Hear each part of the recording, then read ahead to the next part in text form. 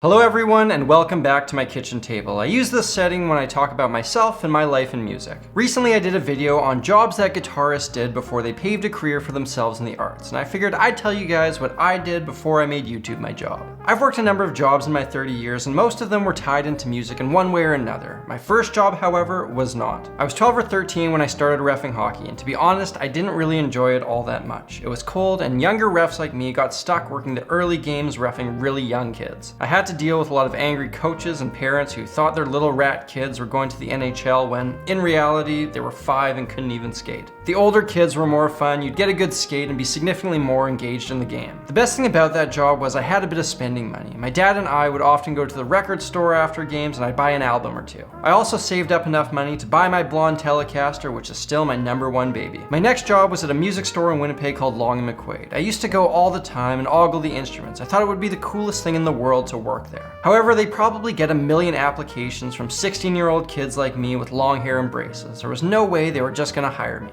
So my dad told me if you really want to work there, you need to make yourself stand out. Go in and volunteer to stock shelves and stuff like that for a bit to prove that you're a good worker. I did just that. I take the bus there on Thursdays and Fridays after school, stock the shelves, restring guitars, put tags on inventory, stuff like that. After a couple months, I went to the manager and said, "You guys have gotten to know me, now can I have a job?" I started working there the next week and would work there on and off for the next couple years. As much as I enjoyed the place, eventually a retail job becomes a retail job and you do begin counting down the hours. The best part about that job was working with some awesome guys who had some great stories about the music industry. Anytime I go in there now, I always plan on spending some extra time catching up with my friends. On top of that, I was able to find some amazing deals on equipment. Now, during this time, I was also gigging around town with my band and doing the occasional sideman thing. My next job was really a series of odd jobs I worked while backpacking around Australia when I was 19. I went there for 6 months without much of a plan to do some soul searching with only $2,000 to my name. I traveled around, stayed in hostels, and people would often call into these places seeking cheap laborers. I was the unfortunate sap to do these jobs. Stuff like shoveling dirt, moving piles of sand, painting, landscaping, nothing glamorous in the least bit. I did, however, move a pile of dirt for a guy who played on Sgt. Pepper. He was from England and played in the orchestra, at least that's what he claimed.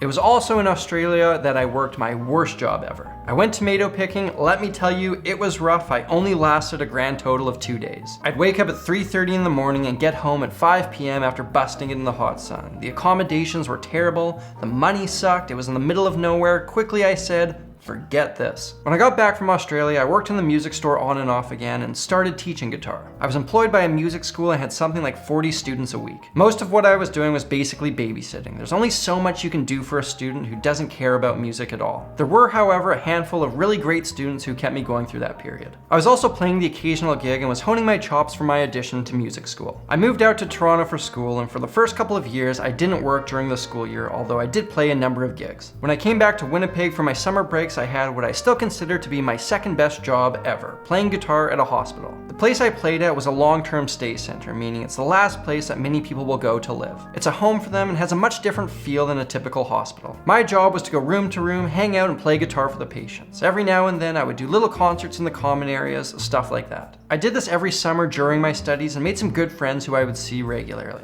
This job was extremely fulfilling. Being able to see the light that music brought into the lives of these people was something special. That's not to say there weren't some intense and heartbreaking moments, but that's what life's all about. It was here that I honed my Chet Atkins style chops and figured out how to make a guitar sound like a full self-contained instrument. The second last school year of my degree, I worked at the college as a Keymaster for the practice rooms. After hours, the music classes could be used as rehearsal spaces. I would let people in, make sure nothing fishy was happening, and lock up at the end of the night. This was great because it required about 5 minutes of work per hour. The rest of the time, I was free to practice guitar, do homework, or watch hockey. My last year of school, I worked as an assistant engineer in a recording studio. Part of the allure of the college I went to is they have a world-class studio. I've come to terms with the fact that I probably won't be around such nice equipment on a regular basis ever again. As part of our degree, we each had to record a 3-song EP in that studio. Of course, with all these students using the space, there needed to be people behind the glass. The main engineers were pros the school had hired, but they also hired students like me as assistant engineers. My job description included help set up and tear down, run the Pro Tools session, switch out mics if needed, and of course go on coffee runs. This is where I really got a hold of Pro Tools and learned a ton about producing music. After I graduated, I spent a summer in Toronto applying to countless jobs, hearing back from none, and gigging often.